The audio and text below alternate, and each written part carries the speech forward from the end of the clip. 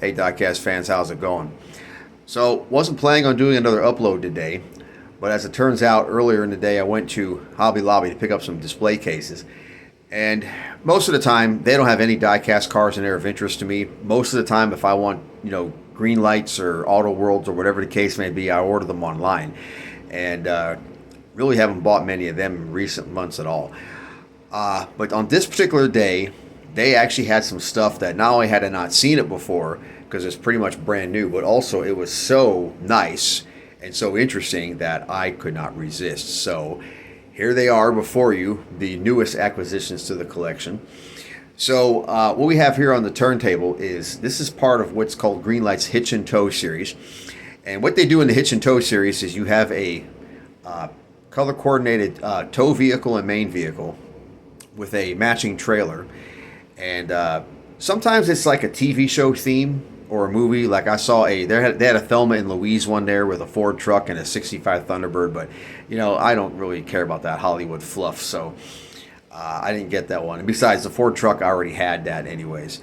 But this one here, I did not have. And I said to myself, you know what? That is a nice set. And I know you Mopar guys are going to appreciate both these pieces I'm going to show you here. Or I should say all three pieces, because this one's, even though it's one package, it's still basically three pieces of its own. So we have a 1967 Dodge D200 long bed tow vehicle. And on the trailer we have a 1969 Plymouth GTX with a 440. If you remember, you Mopar guys, GTX was the flossier version of the Mopar muscle car you could get from Plymouth. The Roadrunner was a little plainer. GTX had nicer trim inside and out. And also the standard engine was a 440, whereas the standard engine in the Roadrunner was a 383. Like the Magnum 500 wheels they put on this. And I believe this color is called B5 Blue. If I'm wrong about that, please correct me, you Mopar aficionados. They did a very nice job on this. Greenlight did.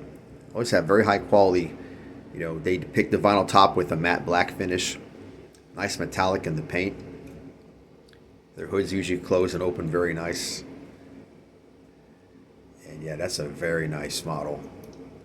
Very nice model. All right. And then I'm going to put this back over here. All right. Now the little trailer, what's cool about this is you got this thing will screw up and down, so you can pose it either, attached to the truck or on the ground, as you saw there. The ramps, they will detach, and you can put them in what's called the stowage mode, where they're flipping straight up like that. They put some nice wheels on there, same B5 Blue on the fenders. And then the truck is also very sharp. Nice B5 Blue, 1967. This was the year right before they went to that different style grille. I remember my father, he had a 65 D100 step side with a slant 6 that had almost that same front end right there. I like how they did the pinstripes to coordinate with the black top on the GTX there. Unfortunately, the truck has a paint nick right out of the box. It had that. So I don't know if that happened at the factory during packaging, but usually Greenlight cars don't have defects like that. So that was kind of a disappointment, but it's just a minor flaw. It's a really nice truck. Same color scheme. And in these years, they had the kind of like the more bullet style taillights. Yeah, that's a sharp truck. Now, this is part of what's called the Swept Line series. Because of that little character line right there. Yeah, very sharp trucks. And you hardly ever see these out in the wild anymore. All right. Now, this little honey. This is a 1964 D100 short bed. Finished in a, I don't know, that's not quite a mint green. It's just a very nice, kind of soft pale green. You'll notice it's got round tail lights and a different script for the Dodge emblem on the back there. Same swept side styling. Contrasting white top. And back in these days, one of the engines you could get was a 318, and up until I think I researched this because I wanted to get this right. So up until the spring of '65, you could still get the old 318 poly in these trucks. After that, after spring of '65, the LA Series 318 took over as that offering, which was a little more modern in design. But I know a lot of Mopar guys have a lot of misty-eyed nostalgia over the 318 poly because it was a good engine. I knew a guy back in Colorado who had a '66 Coronet with the 318 poly, and that thing ran good. But this is just a nice old Dodge truck. This one's got the more the steel wheels with the little dog dish hubcaps. They did a nice job with the wheels too, how they did that. It's got a matching green interior, it looks like. Or I'm sorry, no. I'm seeing a reflection. That's actually a black interior. I guess I didn't take a close enough look at it. I like how they did the script. And they put a trailer hitch on this. Even though this isn't a single blister pack by itself, they put a trailer hitch on it. So it'll tow a trailer too.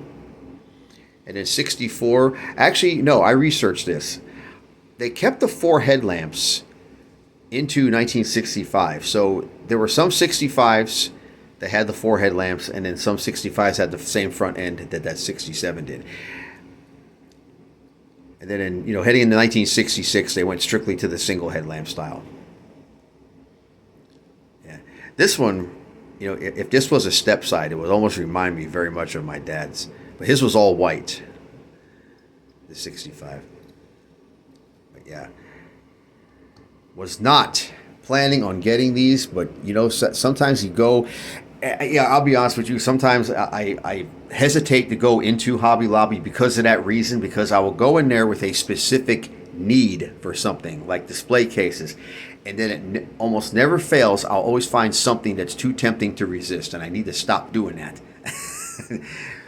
But you know what? I figured, well, you know what? We'll make it worthwhile, and we'll make a video out of them, out of the new acquisition. So why not? So there it is. You Mopar guys, this is your day. Hope you enjoyed these. And, as I say, I got content to last probably for years, to be honest with you, with this collection I've got. I got a lot of things to show you guys. Always, like I said before, be sure to put your comments in. Let me know about some of the vehicles you got, whether they be real or diecast. I don't care. I like them all. So, anyways, hope you enjoyed it, and we'll see you next time. Take care.